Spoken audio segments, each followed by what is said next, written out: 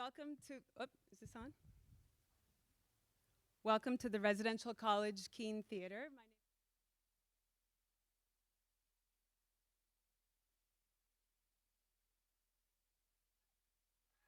Wow. Thanks to LSA Dean Tim McKay, we were put in touch with Jeffrey Seller back in November of last year because Jeffrey had expressed an interest in committing to flying in from New York once a week to teach an undergraduate course. This fall, he's been with us in the trenches, teaching theater, music, and art through the lens of 20th century American politics, which fits beautifully in our program's interdisciplinary approach to the arts and the ideas they draw from and inspire.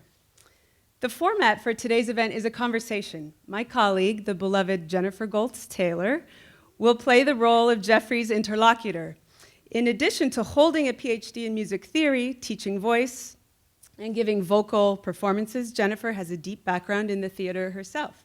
She started out in community theater and summer stock, playing many of the classic ingenue roles, and has since served as musical and/or stage director throughout her professional career. One of the courses she's teaching this semester looks at the musical theater genre over the last century, with particular attention to questions of gender, sexuality, and race.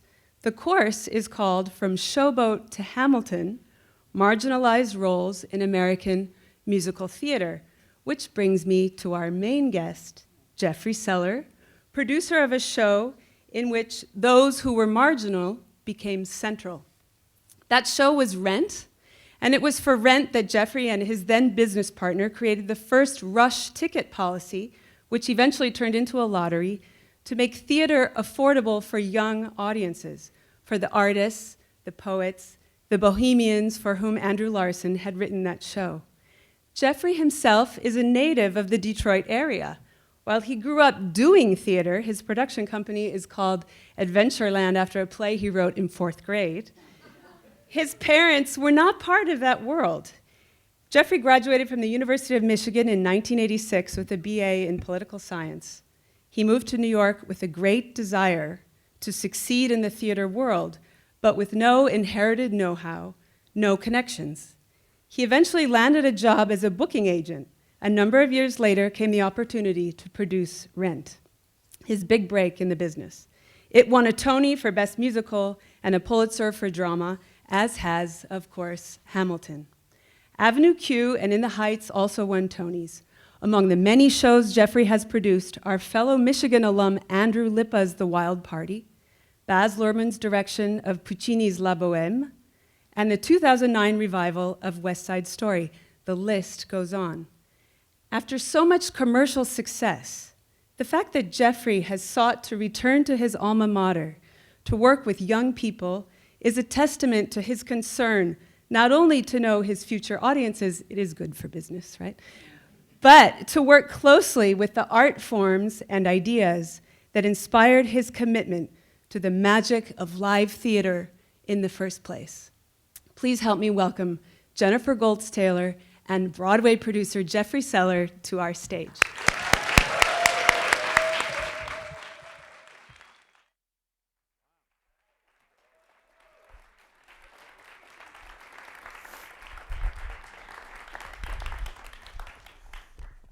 Jennifer, I just have to restage this a little bit. Oh, go right ahead. Because these folks aren't going to be able to see us, so I just want to make sure that you can see me and that you can see me and that you, yeah, so let's just pull this back a little bit. We have to stay open, don't you know? Okay. No one is controlling here. Okay. Now I feel good. Excellent. Oh my goodness, that's fabulous. Well, it is such a delight to get to chat with you today here in this space that I teach about musical theater with a bunch of students that I know are passionately interested in the arts in general. And I have some questions. I want to start out with a couple of questions to help ground the conversation and also give you a chance to kind of get more into what you're doing here in Ann Arbor. So what I'd like to know is, well, how you have found college teaching and what it is that you feel you could do as a professor that you haven't already done as a producer, or feel you can accomplish as a producer? I always like to say that first, I'm a student. I'm a student of the American musical, and that's my profession. Because all I keep trying to do is make a good one. And it's not easy. And every time we who produce, direct, write, choreograph, design a new musical, it's almost like we're starting from scratch. And last year's success doesn't say anything about this year's success or failure. That's the nature of that as a collaborative process. So that's where I start. And I think that I had fantasies of being a teacher all the way back to being in elementary school. I mean, this is a silly story, but I used to come home from elementary school and I designed an after-school program, and I would do art projects and stuff. And I would make 5 art projects for my 5 imaginary students. I love that. And then, and I would teach them, how to make this special, Valentine's Day tree or something like that. In my little teeny bedroom that was probably 6 feet by 7 feet big. And so that was just in me. And when I was at Michigan and I would direct Grease and the Soft Show and at Young People's Theater at Performance Network, that was a form of teaching. And then I was a camp counselor and the drama teacher at Camp Tamarack in Ortonville, and that was pure. I mean, I used to show up there with the Viola Spolin, Improvisation for the Theater, and we used to do improv for the theater right out of that book every summer. And so that was always in me, and I always knew that was out there. And then when I moved to New York and I was starting to produce plays in the nighttime with my friends and direct plays in the nighttime with my friends, who were, of course, were people like Andrew Lippa and then became Jonathan Larson. That was my focus, right? I had to make a living, and my focus was on the producing, and then that became my life. And it's been a great life. And but back in my head was this idea that I wanted to teach. And I'm going to give you another secret that you can use, which is don't ever go to graduate school for theater management. I'm not going to say it's just a waste of time. I almost think it's a crime that they take your money for it. So I wasn't interested. So when people, and someone offered, someone said to me, Jeffrey, can you go to Yale and teach my theater management class this semester? And I said, no, I'm not doing that because I didn't want to be party to that system. Because there are some things that you must come here to learn, like the liberal arts, like music theory, like history. And there are some things you need to act, like becoming a producer, by going out with your friends and producing a damn play. That's how you do it. And I'm here to teach theater, where this week we studied Alice Childress's play, The Wedding Band, from 1966. And do you know what was even especially pleasurable about it? Do you know where the first production of Alice Childress's play was in 1966, The Wedding Band? Right here at the professional theater program at the University of Michigan in the Lydia Mendelson Theater. Oh. And we were talking about this play that deals with race head-on, miscegenation head-on. And although the play takes place in 1918, she wrote it in 66, and it's the same year that the Supreme Court found that miscegenation was going to no longer be illegal across this country. And I'm here because I'm interested in the nature of art and civic society. And how does civic society, how do our politics influence the creation of our art?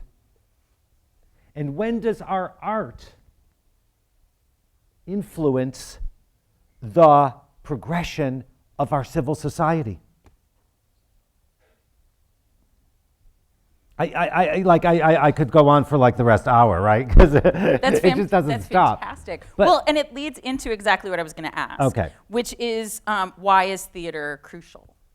And I think why that you're is it, getting... do you know that, first of all, that beautiful introduction mentioned rent, and of course, how lucky are you that the new director of the musical theater program, Michael McElroy, is here? And I don't just mean in this room, but at this university.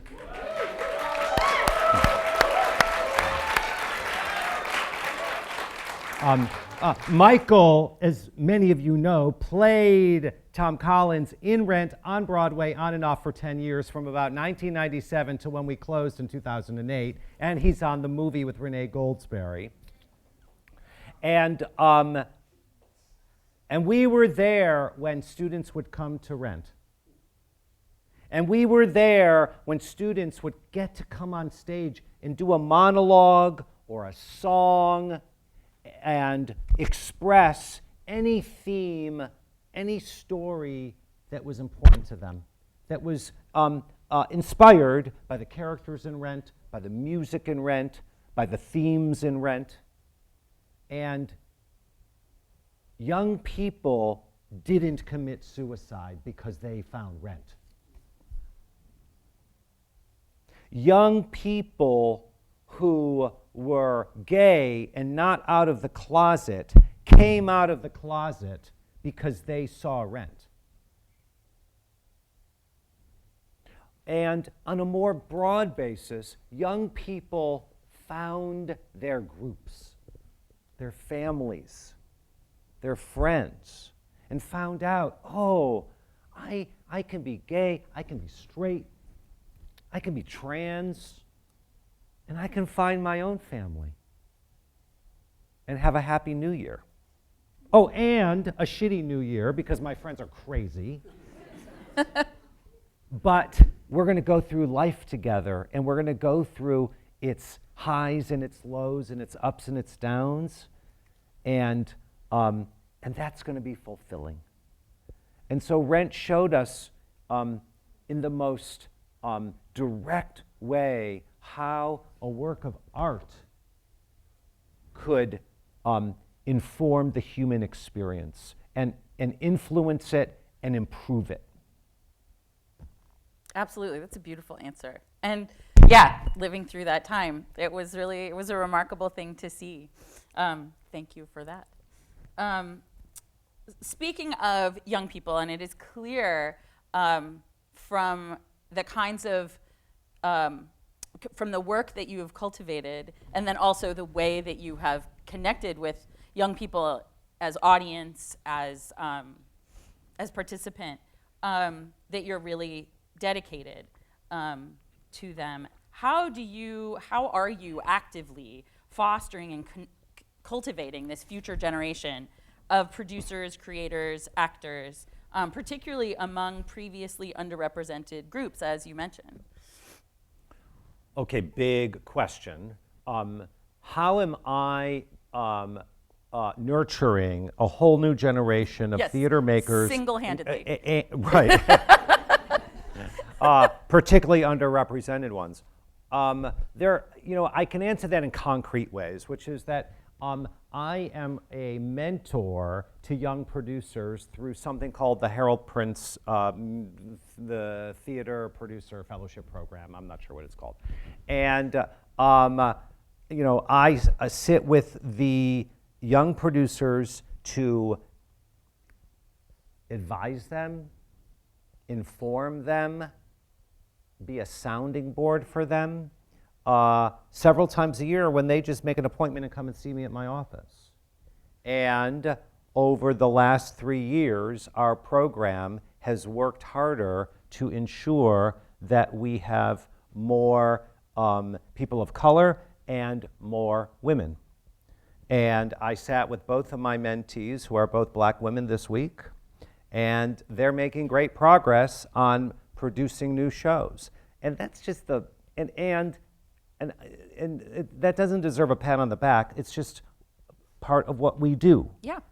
And in our office on Broadway, my general manager, Andy Jones, has created a program over the last 3 years that ensures that young people who don't have the resources to move to New York and get one of those unpaid internships where you have to have rich parents in order to do so can come and learn, how do you become a stage manager? How do you become a company manager? And it is absolutely a program that is seeking out young people of color in order to provide those kinds of opportunities. And I think that what we all saw was that the pandemic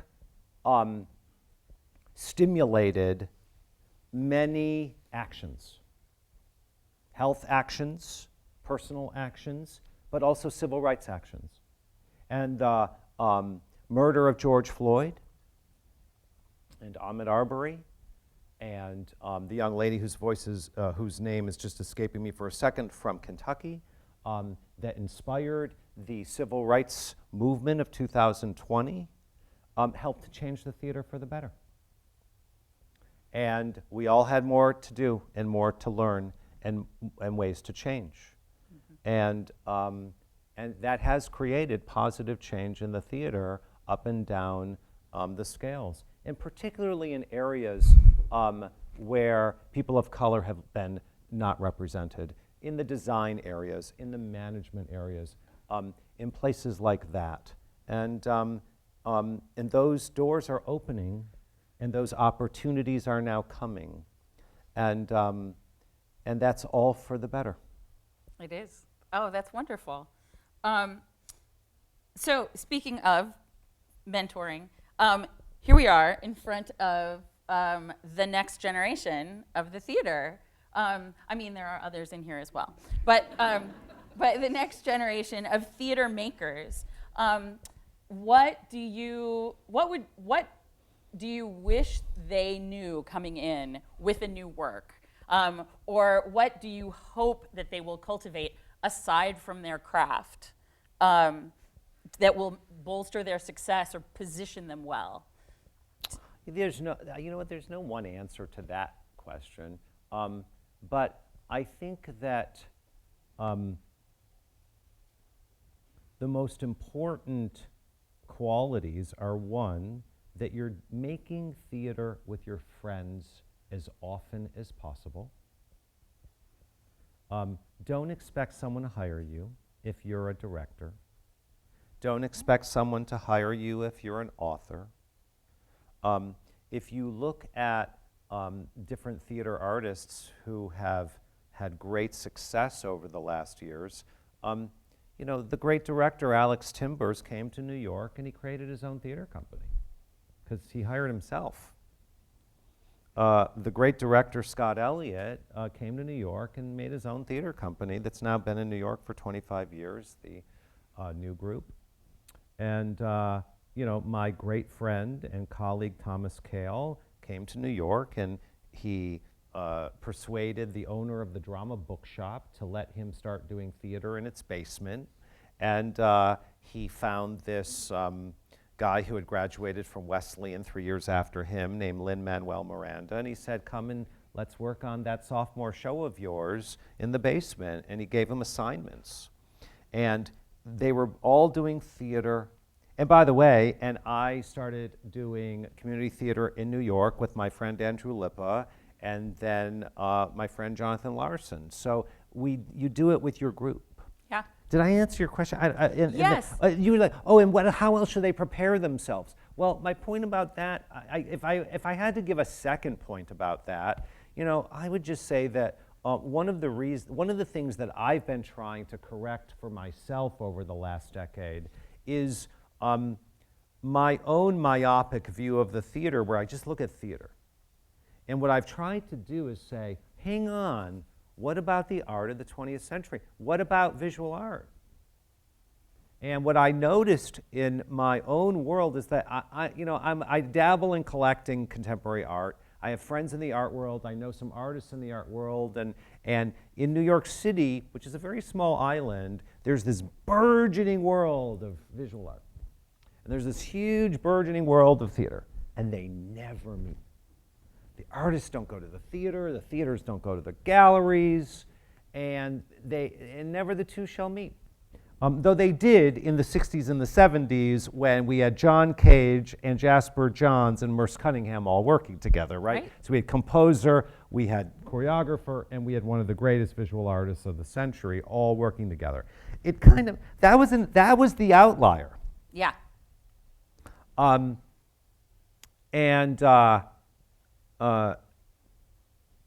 So what I actually, part of my preparation for this own course is that I started working with a art historian who started just teaching me art history every Tuesday morning at 9:30 in my office.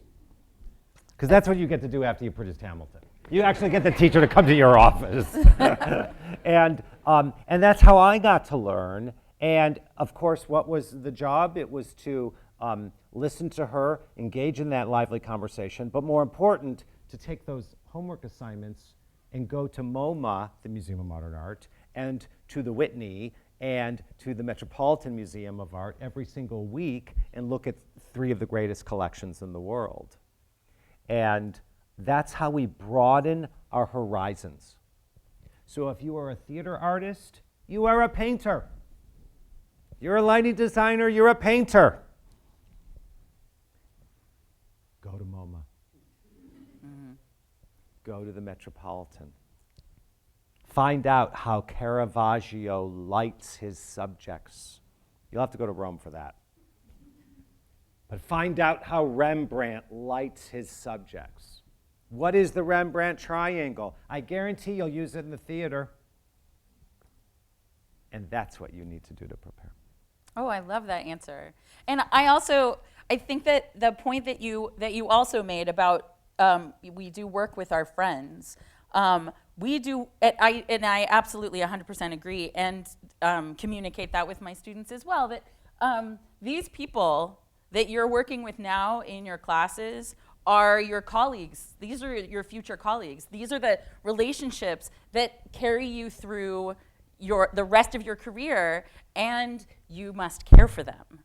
You care for those relationships, but they will continue if you care for them and you continue to commit. They continue to bear fruit for your entire career. So I'm glad to hear you talk about that as well. It really does make all the difference. Yes, it is essential. Yeah, absolutely. Well, so that I love the that you've been studying art history. That makes me so happy. That is something that we can do. I mean, it is true that you get, special treatment after the Hamilton experience, but you get to just learn things as an adult. You get to just learn the things that you want to learn. You could just do that. It turns out you don't have to take a class, although you can, but you don't have to take a class.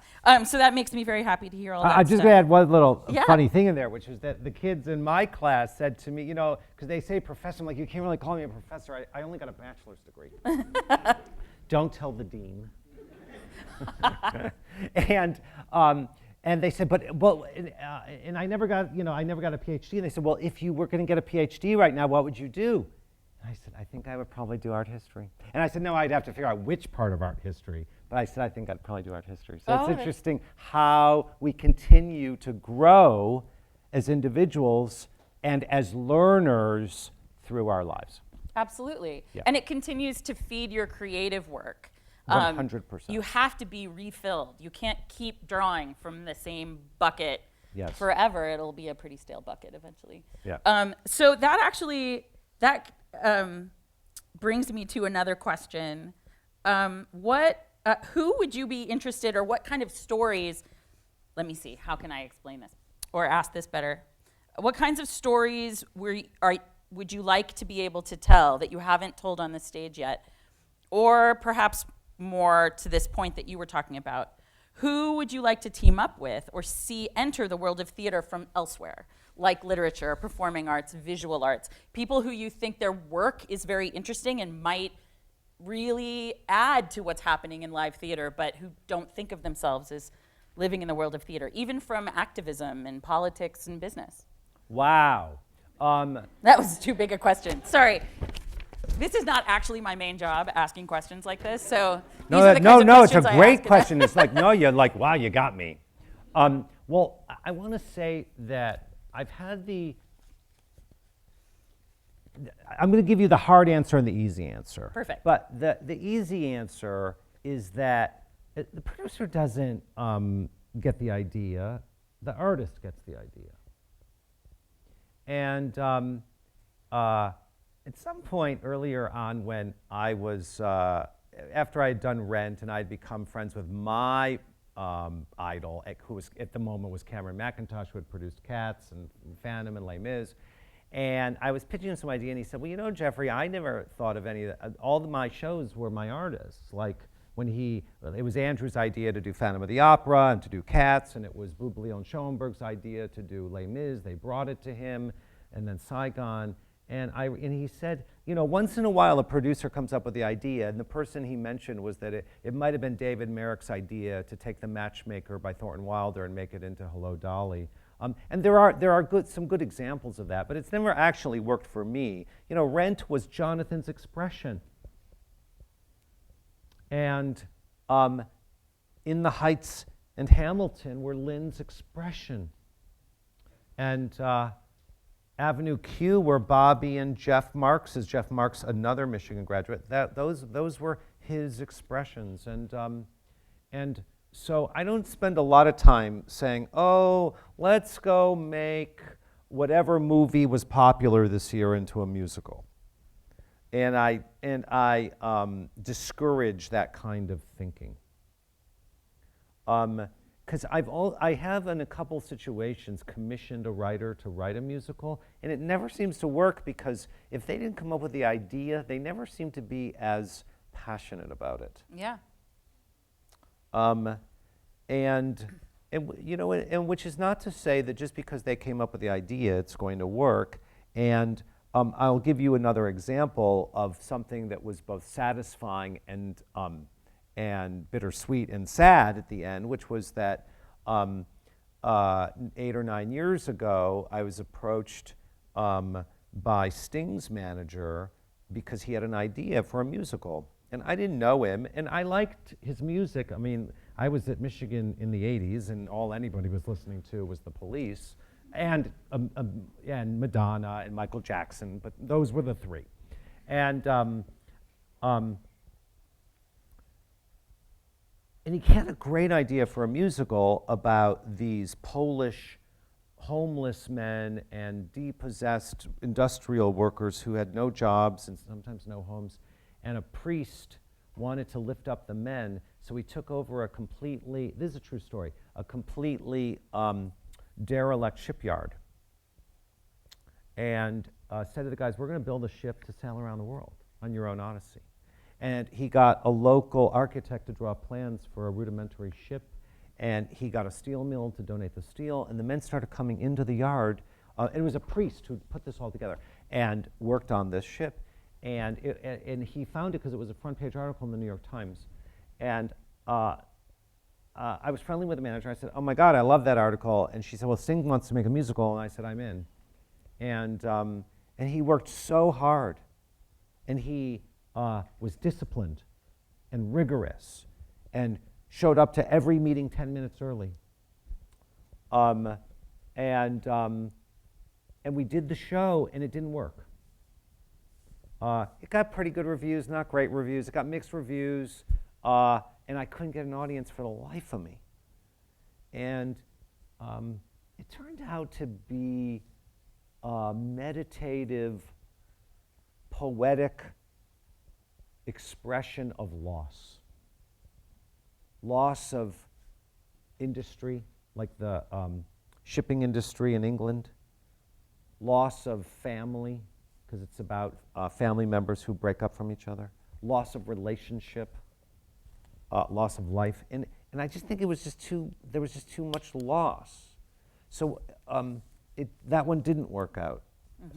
And it's funny because I have 4 hits, and all 4 of them take place in New York City.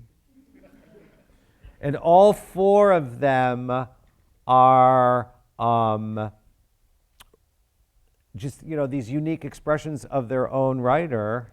And so it's arguable I should never work with a big star, and I should never work with anything that's outside of New York City. It's not my brand. That is very interesting. I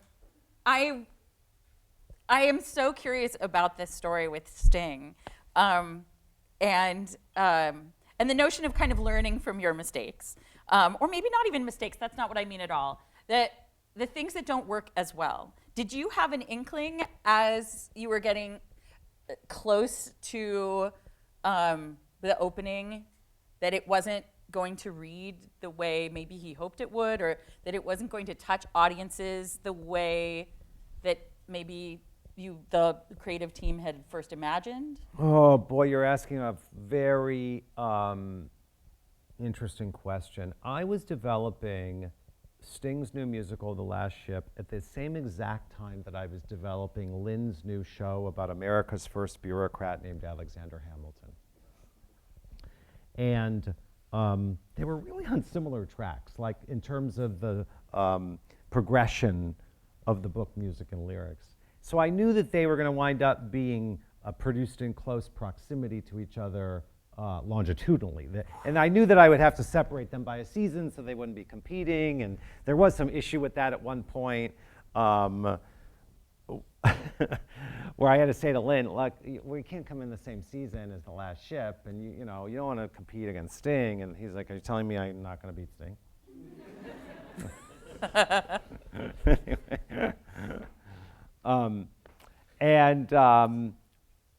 The reactions I was getting, first of all, it was clear from day one that Hamilton was remarkable. It was worth remarking on, that it was special, that it was unique, and that it was good.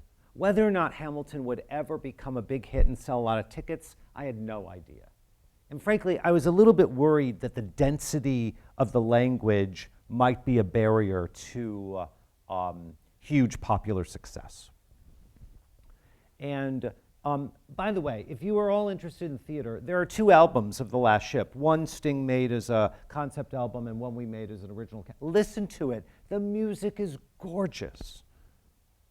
It truly is. It's absolutely. I totally agree. It's gorgeous. It is. Yeah. And I thought The Last Ship could be the next Les Mis because it was all about redemption.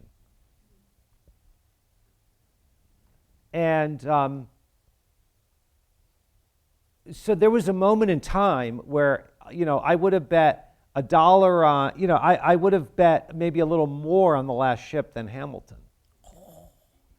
We're getting the inside scoop at this point. That's well, really interesting. You're getting like some of the things that go on in my gut. You know Sure. what I mean? When I'm wondering what happens next and when I'm trying to go to sleep at night.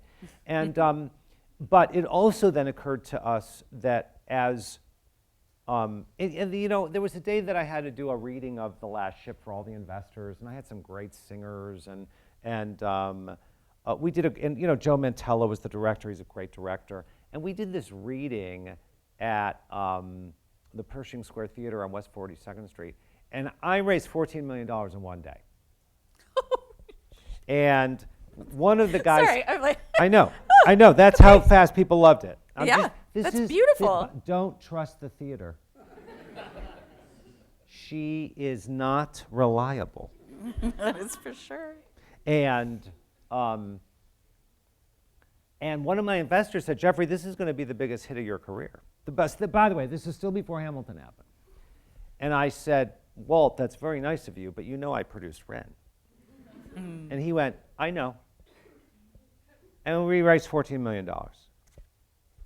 And Walt put like $250 in. And I put money in, too much. And then it doesn't work on Broadway. And it's And one of my own colleagues, I said to him, "Why do you think it didn't work?" He goes, "Jeffrey, I don't know, because I know it was kind of the same show I saw at that reading, and I don't know, I don't know." And why did it not translate? It's not like we screwed it up between that reading and when we got to Chicago and then we got to New York. But certainly when it was in previews on Broadway, I could feel the audience didn't like it. Yeah. Like there's always this moment where I see two women walk out of the matinee and they're like, "I like the music." And I was like, "Oh, we're screwed." You're done, you're dead. I like the music, you're dead. Yeah. Now, you mentioned backstage that you were recently in Hamburg. Is that right? Yes, yes. Can we talk about that a little bit? With pleasure. Okay. So you were in Hamburg. It's not Hamburg 1939. No, it's Hamburg exactly. 2022. We can talk about Hamburg today. You were there for the premiere of the German Hamilton. Yes, I was in Hamburg, which, by the way, strangely enough, is like one of the biggest markets in the world for theater after our English-speaking territories of the United States, Canada, the UK, and Australia. So it's an enormous market. They love American musicals. So we made the decision about 4 years ago that our first foreign language production of Hamilton would be in German. And because of the unique needs of Hamilton as both a musical and a rap musical, we actually didn't hire one translator, we hired two, a traditional musical theater translator and a rapper. And for those of you that don't know, there is a very vital hip hop and rap community in Germany, and they have their own big music industry there. So we hired one of their great rappers, and his name is Sada, and I don't remember his last name, but they worked tirelessly for over 2 years on a translation that would both adhere to the rhythmic needs of Hamilton and the poetic needs. Yeah, I imagine, well, actually, German seems like a really good choice. The way that we articulate, this is where I just get to be the voice teacher for a second, but we're a Germanic language, right? Exactly. The way that we are expressive with English is also the way that German gets to be expressive.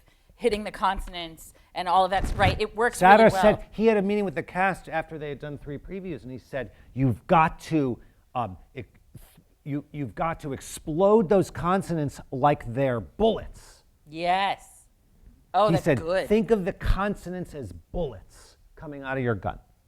Yeah. Oh, that's wonderful. Yeah. So were there any moments of translation that really just struck you? Because, I mean, one of the other things that's been really fascinating is to see how this very American story resonates in other places with the undertones, the historic Yeah, kind of, I mean, there's a great article for those of you that are interested by Michael Paulson in the New York Times about a month ago, in which he really dissects the making of this translation, and I highly recommend it. Because then you realize that translation cannot be literal, because if it's literal, it's dead.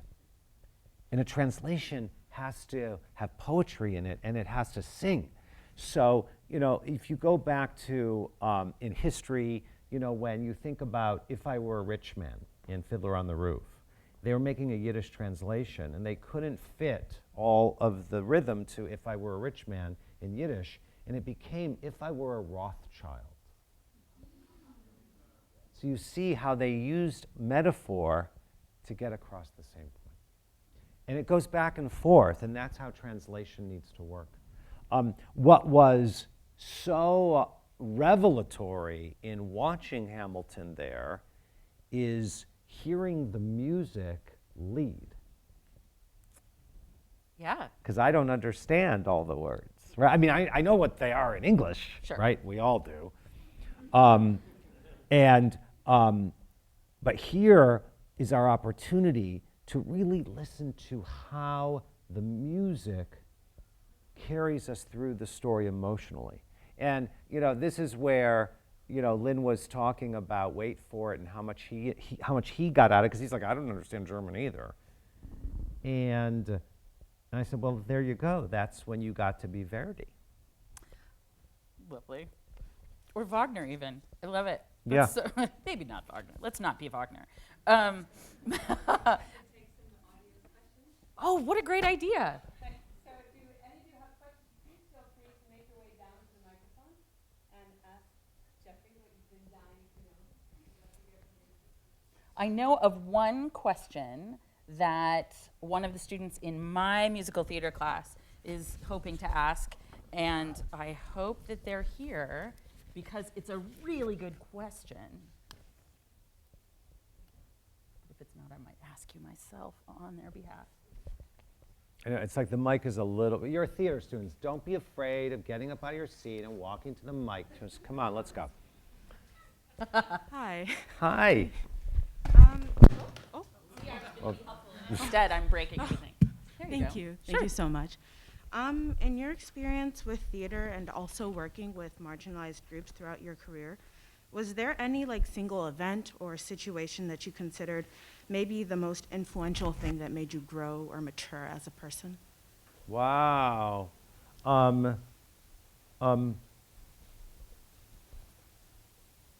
That example that I gave about we did these student matinees at Rent where high school kids got to see the show, and then they would participate by using Rent as a launching pad to write their own material. And I was so moved by the way in which they used Rent to lift up their own lives. And then when we were making our plans to move Hamilton to Broadway from the public theater where we started, Lynn and Tommy and I started talking immediately about how we would make education a pillar. And we decided we would do these student matinees. And we went even further, because when we did the student matinees at Rent, we had to charge like $50 a ticket. And what it meant was that they were all upper middle class kids from New Jersey and Connecticut and Long Island and stuff. And for Hamilton, we said, no, we can't do that. So we went and raised $16 million so we could do our student matinees every single, not every week, but like once a month in New York. And this program ultimately became a $25 million program. And we brought more than 250,000 kids from Title I schools all over America, not just to see Hamilton, but to do performance pieces, and then to do a whole Hamilton education unit as part of their junior or sophomore high school American history classes. And I think that's had a profound effect on young people all over America. And it's something I'm very proud of. And it continues to this day. We still do the student matinees in New York after COVID. On the road, they're doing them in their classrooms. The other moment that I'm particularly proud of is the moment in the pain and in the tragic aftermath of the election of 2016, in which our cast on stage and my colleague and friend, Brandon Victor Dixon as Aaron Burr, gave a speech, a respectful speech, toward then the elected new Vice President Mike Pence, that in many ways was the first piece of protest in this new era that launched in November of 2016. And I wrote a good piece of that speech. And of course, I made the executive decision with Lynn that we're going to do it. And it ricocheted all over the world. And that happened before those heinous immigration policies that sent people to the airports. And in many ways, it was using the power of theater and public assembly to say, see me, see us, we're here too. Didn't work, but it started something. Might have helped us in 20. Thank you. Thank you so much.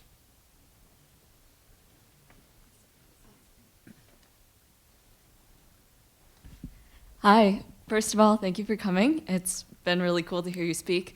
My question is just, after producing shows like Rent and Hamilton, how do you stay grounded and how do you keep moving forward to the next thing and never just, be overwhelmed by the amount of success you've had? It's easy because of what I said at the very beginning, which is that I'm just a student of musical theater, and I'm not saying that to downgrade myself, but I'm going to give I'll give you yet another example, which is that I did Rent. I didn't know what we would do after, and 2 years after Rent, I brought this show from Argentina called De La Guarda to New York. And it was a great way to get my feet wet after Rent because it was a show that I didn't develop, but I saw in London and then I brought to New York, so I kind of presented it more than I developed it.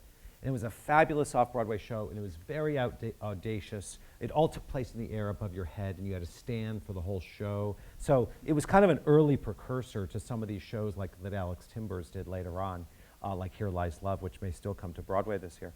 And I was very proud of it, but it didn't take as much out of me. And frankly, the next show I did in 2000 was Andrew Lippa's Wild Party, which of course has had a terrific life post-2000. But in 2000, we did not have a good life in that we started previews at Manhattan Theater Club. It was the talk of the town during previews, and suddenly John Cander's there, and Liza Minnelli's there, and Arvin Hamlish is there. And it wound up getting a terrible review from the critic in the New York Times. It was this strange year in which there were two Wild Parties opening in New York at the same time, and we played chicken and no one would and we crashed. And for whatever reason, the arrogance of me, the arrogance of George Wolfe, just everybody crashed. But it was devastating. I remember after that, because I thought we were going to go to Broadway and win the Tony. That's what the audiences were behaving like during previews. And it was crushing. And you know what's interesting? You'd think after a show like Rent, I made a lot of money, my life had changed forever, but now I'm reading this review and I'm crying, and I can't even get over it. And I remember I was so depressed, 3 months later, it's like May of 2000, and I remember falling asleep at my desk because I was just numb. And then my friend Robin Goodman called me and she said, I just saw this reading of this thing with puppets, and they're doing another reading at this church down at Lexington Avenue. Maybe you should go see it. And I show up at this church in the basement, and there's these kids doing this reading of something called Avenue Q, and they want it to be a TV show. And they've written a bunch of songs, and they have these cool actors who have these puppets in their hands. And they've written some songs, and they're going to do some other songs. So they do their own songs, but they also do a song from Merrily We Roll Along, like Kate Monster sings Not a Day Goes By. and for those of you that really want to go deep, they also do this Marcy Heisler and Zena Goldrich song, Taylor the Latte Boy. Oh, of course. But then they also do If You Were Gay. And I fall off my chair laughing. If you were gay, that'd be okay. Cause hey, I'd like you anyway. And they do Everyone's a Little Bit Racist. And they do The Internet's Report. And I thought, this is the greatest thing, this is the funniest fucking thing I ever saw in my life. And suddenly I'm not sleeping at my desk anymore. And the rest is history. Yeah, fantastic. Okay, we have time for both. And we're going to do all three of you. So just see, I knew. See, finally we got it going. Okay, good. so the person who's there, go, and then we'll just go one at a time. So thank you for being here today. My question is, I've heard a lot about how like the sort of collective trauma of 9/11 sort of changed the theater scene in the early 2000s. And I'm curious how you think the sort of like collective trauma of the pandemic is going to be changing how we see Broadway in the next couple of years. I don't know why. When you just said 9/11, I got like a chill running through my body. Like for 1 second, I was just back there again. I don't know. That would be the trauma. I mean, I mean, You I just- don't mean that flippantly, but it is. That's the feeling.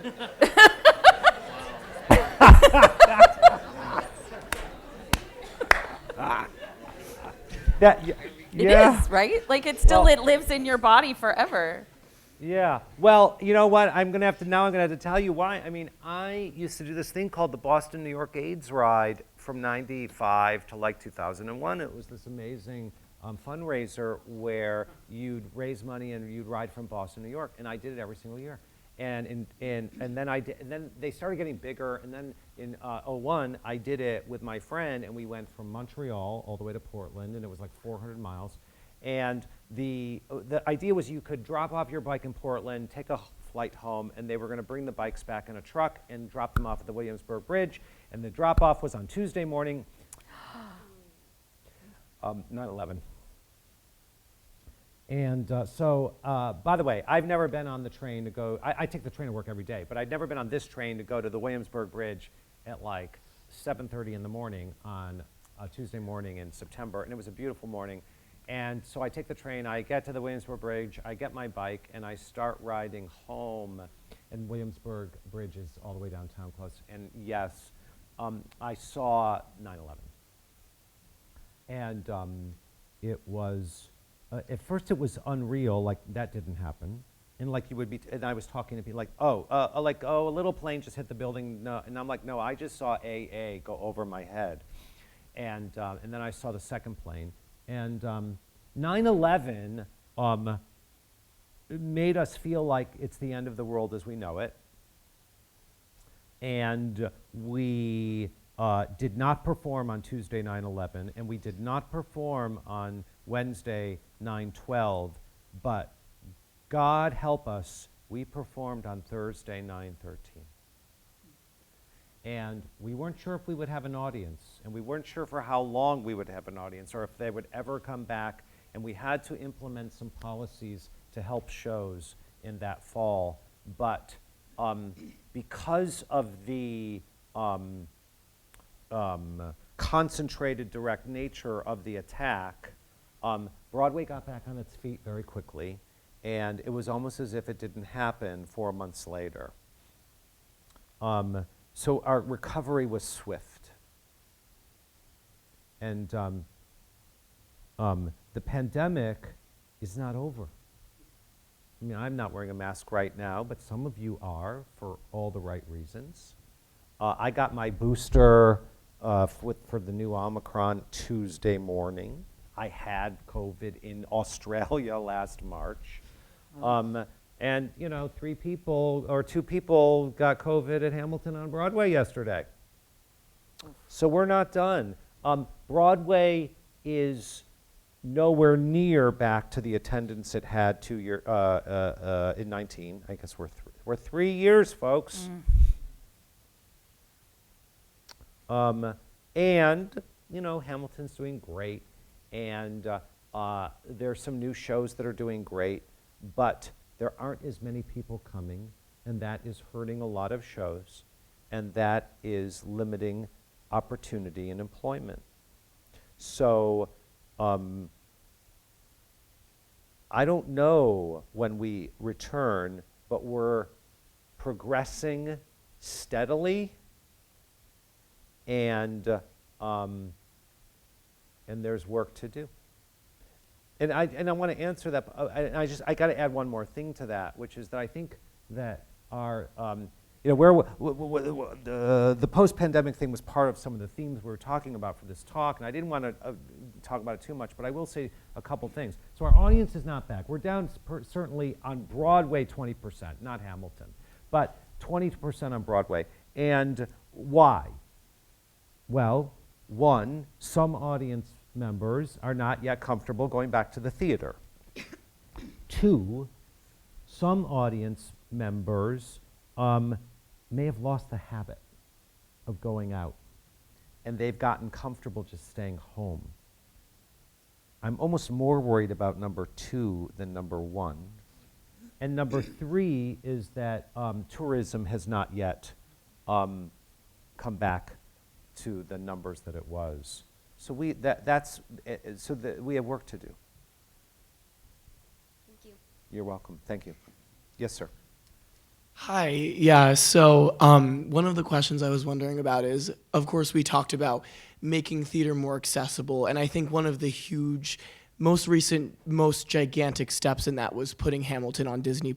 And so I was wondering, what was that process like, getting it onto a huge streaming service like that, and do you think we'll continue doing that? And kind of similar to the last, your answer to the last, it kind of answers this a little bit, but what are your thoughts on getting musicals onto streaming services like Netflix and Disney Plus, et cetera? Wow. Okay, that's also a big question. And I know it's 6 o'clock, and now there's a few people in line, and I could probably answer that question for 10 minutes, so I'm not going to. I'm going to try to keep it brief, but as my class knows, that's hard.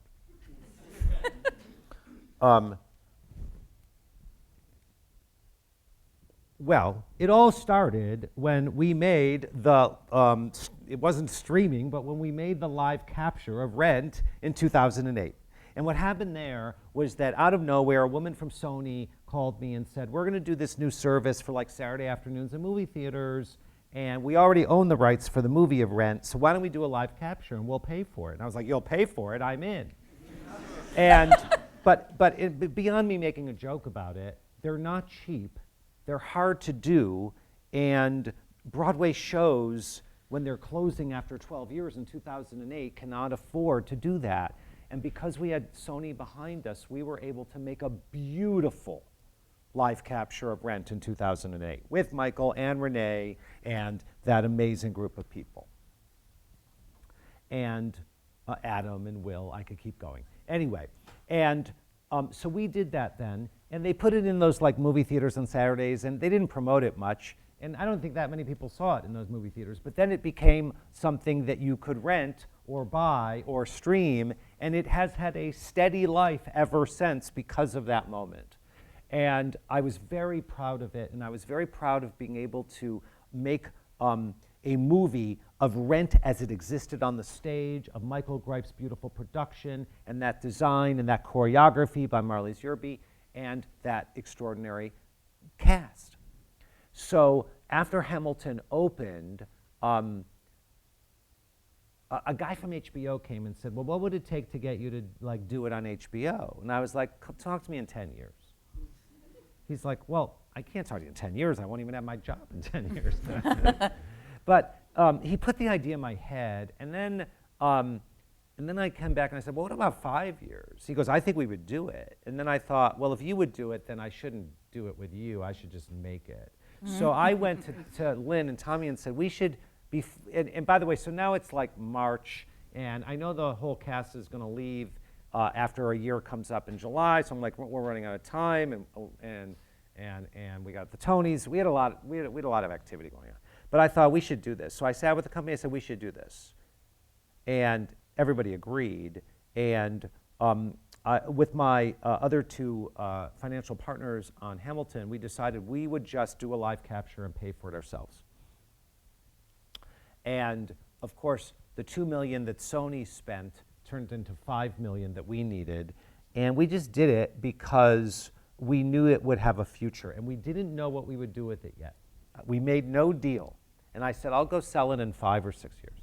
And ultimately what happened is we thought we sold it to Disney. And we thought that they were going to put it in the movie theaters as a full-on release. And I didn't think it would affect the show because it only seems to help. And then we got hit by, in fact, we had announced that we were going to release it in the fall of 21 when we were 5 years old, and or 6 years old. And it was just in the can, ready to go. And when COVID hit, and I realized, when first COVID hit, by the way, to go back to the COVID question, we all thought we'd go back to work in July. Remember that? Oh yeah, like you all thought you were going home for 2 weeks. Yeah. And by the way, and if you're a senior and a junior, I'm so sorry. You got screwed, and you're gonna spend your life getting out of that, but you will have become more resilient because of it.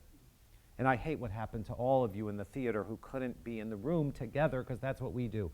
But in any event, we thought we'd go back to work in July. Then we thought we'd go back to work at Labor Day. And then I realized we're not going back to work for a year and a half.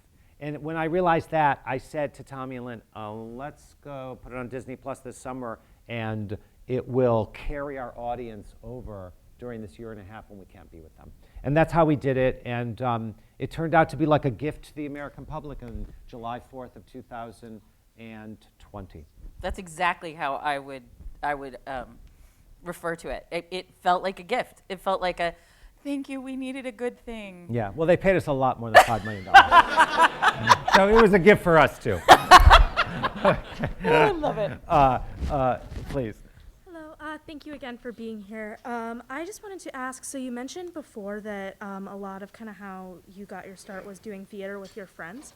But how do you go about making connections and kind of breaking into the more professional, bigger stakes world, especially as a woman or another minority? Yeah, well, I have to tell you, in some ways, finding ways into the theater is easier now through the internet than it ever was for us back in the 80s, because there was no internet. I didn't even know what the jobs were. So I came to New York and just started cold calling. And I had no connections. You know, I'm a Pell Grant student at Michigan. I didn't have any resources. And for you, now that you have Playbill.com and all of these places, they're constantly putting up the internships, and now the internships are paid. You know, they have to pay you $15 an hour now to be an intern. There's no more of that other silliness. So if you work all of that, you'll be able to figure out what are the jobs and where are they and when are they, and then start to go find them. And I think that that is totally available to you. And if you really start working that, I believe you will find opportunity.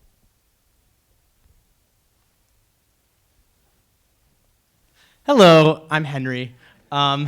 So I'm really excited by the international musical theater community, especially for this genre that's so like American in its inception. So I'm wondering, like, what excites you most about musical theater internationally, and where do you see this going next? What countries, what languages? You know, I want to go to India.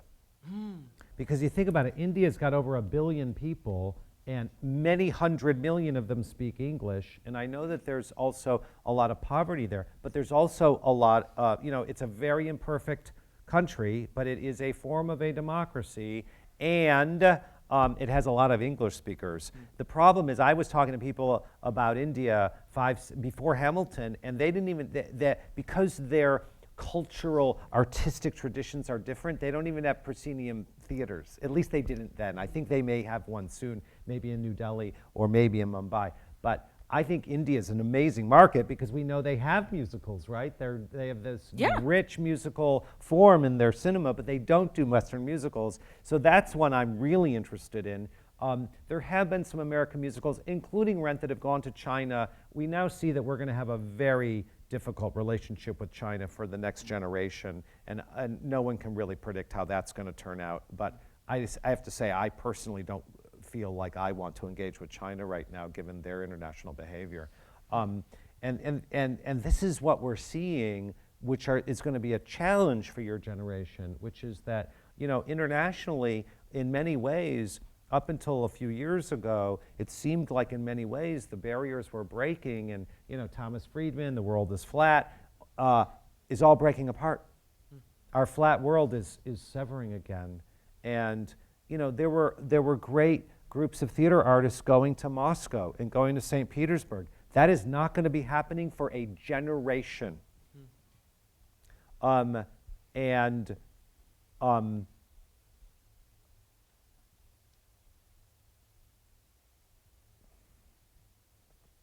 yet we're going to take Hamilton from Australia to New Zealand to throughout Southeast Asia. We're going to take it to Singapore and South Korea.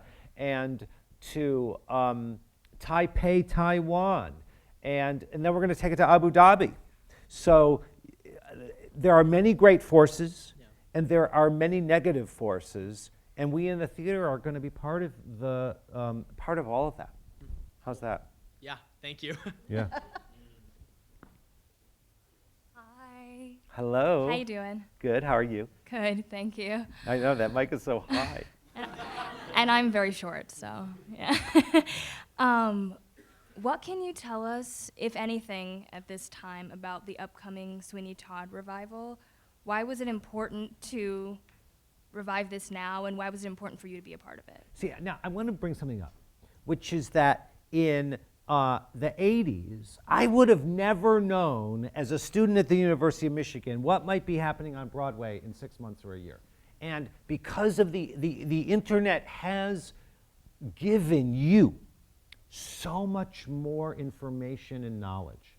And when people talk to me about digital stuff, I'm like, use digital stuff to sell tickets to the live stuff. And think about Disney Plus as an outlier. I don't live for Disney Plus. It's not my job. It helped us when we needed it. And to your question, Tommy Kell, my friend and colleague, and Josh Groban and I started talking about what Josh might do next in the theater well before the pandemic.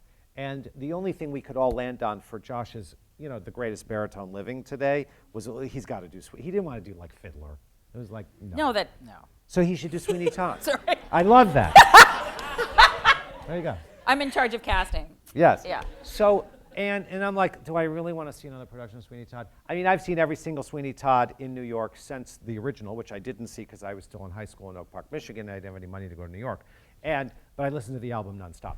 And every Sweeney Todd in New York since then, there had been one at Circle in the Square downstairs, which is a 500-seat theater, and it had 2 pianos. There had been the one with Patti LuPone and Michael Cerveris, in which she was playing a tuba, and it was a chamber piece. And then there was the next one in the Pie Shop, which, by the way, I loved. It had like 8 people and a piano. And then the New York Philharmonic did some beautiful concerts, but that was 3 nights. And so we thought the only way to do it now is to go back to the original and do it with a 26-piece orchestra and a full chorus. Go big or go home, I guess, was our motto. And I thought, well, we haven't shown that to New York in 41 years. So though it's going to cost $14 million, I said, let's go for it. And I think with Annalee Ashford and Josh and the cast that we're about to announce, it's going to make theater lovers just run. And I mean that supporting cast, I can't tell you, because I got to get like one more contract. It's going to blow the supporting cast is going to blow your mind. Thank you. You're welcome. Raise it up a bit. A good bit of my question was just answered, but I wanted to dig a little bit deeper into revivals, because a lot of the shows that you've produced have, as you've been talking about them, grabbed your interest and grabbed your attention because they were the expression of the artist, the expression of the writer that made it, and sort of in the setting and in the time that they were in. What is it about revivals that really grabs your attention specifically? I'm interested to hear you talk about what's in the DNA of revivals specifically, and like what are you looking for in those? Wow, great question. When I was first a producer and did Rent and was like, a hot shot and arrogant and thought, all that stuff, I said, I will never do a revival. At the Tony Awards, my own partner, Josh, who acted at BU and was an actor early in his career for like Julie Taymor and Bob Wilson, he'd go, you don't want to win the revival category, it's a loser category. And I always said I would never do a revival. And then I did La Boheme with Baz, but that was my idea because I wanted to do Boheme and Rent together on Broadway at the same time. So it actually wasn't a revival because Boheme had never been on Broadway. That was my excuse. And I totally buy that. I like that. Okay. Continue. Sorry. And but I would never do a revival. I'll never do a revival. I'll never do a revival. It's a loser category.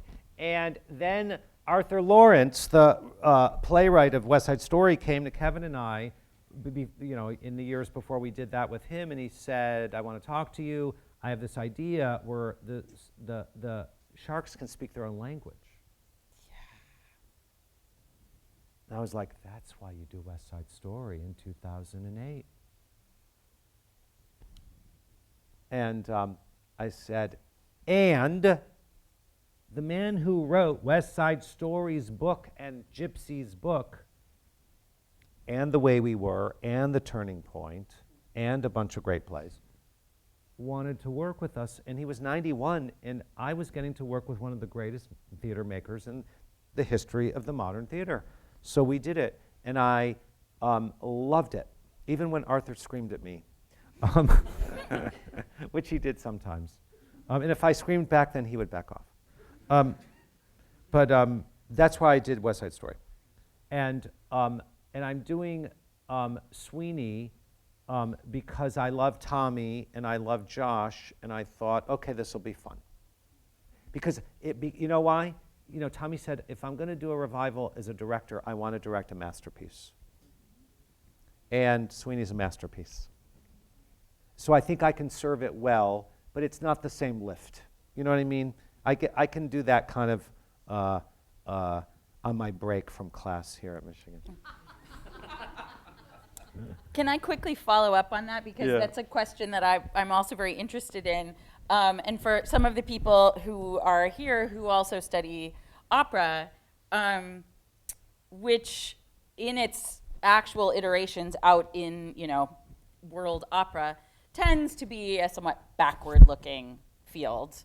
Very interested in, not always, but very interested in the works of the past. And the notion of a revival, opera is just doing older work. And with the way particularly the way you talk about doing West Side Story, where the sharks can speak their own language, and there's a real update that feels like it honors the piece, and something new opens up within the piece. What kinds of lessons does musical theater, and particularly your experience in musical theater with revivals, what can that teach a field like opera, which is at times floundering, not always doing well out in the world, and partially because it doesn't have the experience of things like Rent and Hamilton to reinvigorate the genre? It's a tough question, and I really don't want to go too far afield with it, only because I am not here to prescribe to the opera world what's wrong with their world, because it's not really my world, though I certainly like to go to the Met twice a year, you know what I mean? Sure. And see stuff, and I saw their new opera, Fire Shut Up My Bones last year, so I see what they're up to. I see some of their traditional stuff, which sometimes is mediocre. I want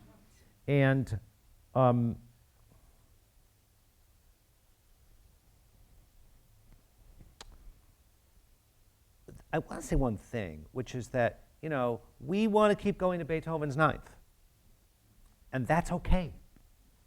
And we want to keep going to La Boheme, and that's okay. And we want to keep going to West Side Story, and that's okay.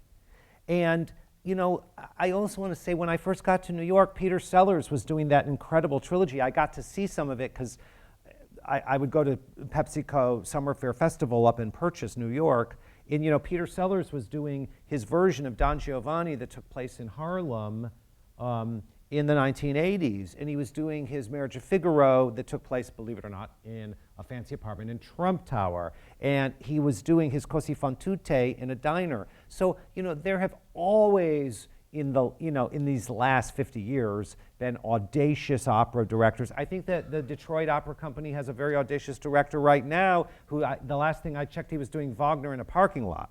Oh, it was spectacular. Yuval Sharon, yeah. So I have to say, I don't know what they need to do. When I was 13, I was in the children's chorus of Carmen at Michigan Opera Theater, the music hall, and the audience looked pretty old to me. And my guess is they all died, because they were all, if they were 55 in 1977, they're probably dead. So my point is somehow they did regenerate. The audience. Yes. Indeed. Yes. Yeah. Right. Yeah. You know what I mean? No, it's true. You know, because you always say they're going to die out, but like they said that in '77, and Yeah. and there were, you know, and by the way, Fire Shut Up My Bones sold out. Yes, it did.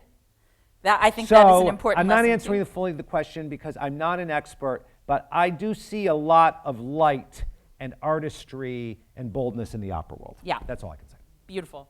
Is there another question? Hi. Hi. Sorry, I'm a little nervous because I'm not a theater major, so I Okay, don't talk in front of take one good breath through your nose and know that you don't have to be a theater major. First of all, we won't live without you. We need you to like and be interested in theater. So thank you for being here. So speaking of the internet, I saw Ham for Choice on Facebook, and I made the mistake of reading the comments, and people made the pretty absurd claim to me that theater should not be political, which is a weird thing to say about Hamilton, which is about politics. Check.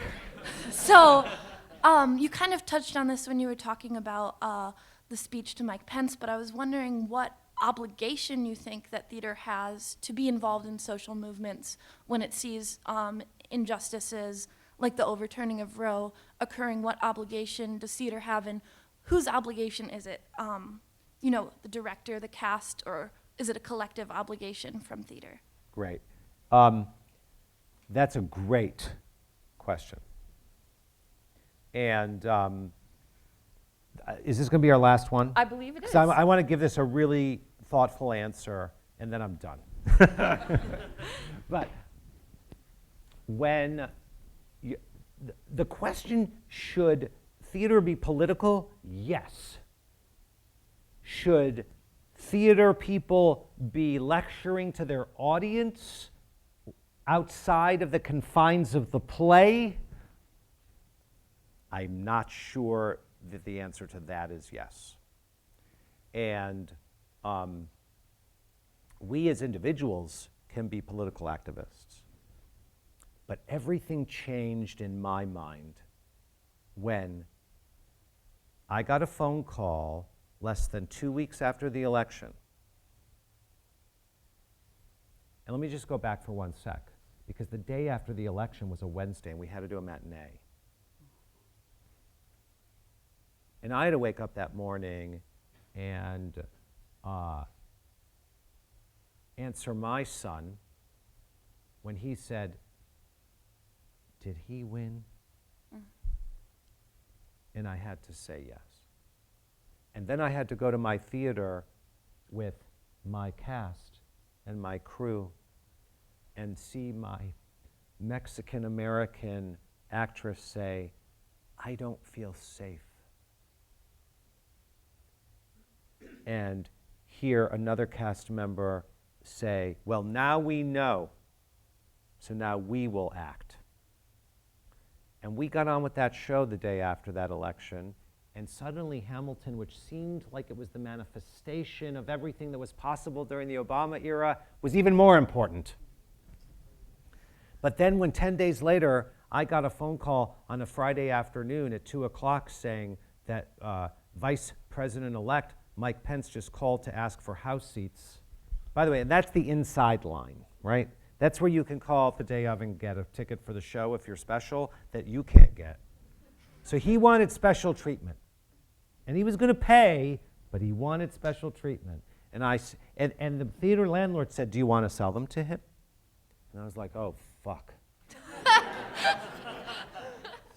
Because if I don't, and that leaks, that's going to be worse. So I said, "Sell him the tickets." And then I wrote a speech in my phone. And then I called Tommy and I said, "I know you're going to say I'm crazy because, you know, I'm crazy." And he said, "Get Lin on the phone." And I think Lin was shooting Mary Poppins. So I get Lin on the phone and he said, "No, let's do this." And then we all three start rewriting the speech. Lin makes it better. That's his job. And I said, "Okay, I got to go to the theater." And I went to the theater and then we said, "Should we do this?" I was like, "We got to address this man." And frankly, maybe it's just me being rationalizing my behavior and our behavior, but I said two things. One is, He asked for special treatment. He did. He could have gone to the box office, and we wouldn't have known he was there, and we would have left him alone. But he asked for that special treatment, which means he's going to have a bodyguard and all that other stuff. So I was like, he's out for a public appearance, so it's public, folks. Yeah. That was my justification. And my second justification was, and this is different. This ogre is different. And we had never been through anything like this before in American public life. So I thought, damn the torpedoes, we're breaking the rules. So I don't believe it's our job to lecture to the audience, but this was different. And that's why I decided that. Now, Ham for Change is a organization that helps with getting people to the polls. It does not take a political position. It does tacitly, because when we try to get people to the polls, we know what we're doing. But you can get people to the polls through nonpartisan organizations. Ham for Change would help women get to a clinic, but it wouldn't take a public position on Roe v. Wade or the Dobbs decision. And Ham for Change is there to help people regardless of their political affiliation. And that's how we skin that cat and kind of ride down the middle. Thank you so much. What a pleasure. Thank you. Yeah. Thank you, Jeffrey. Thank you, Jennifer. And thanks to all of you for coming. Enjoy the evening.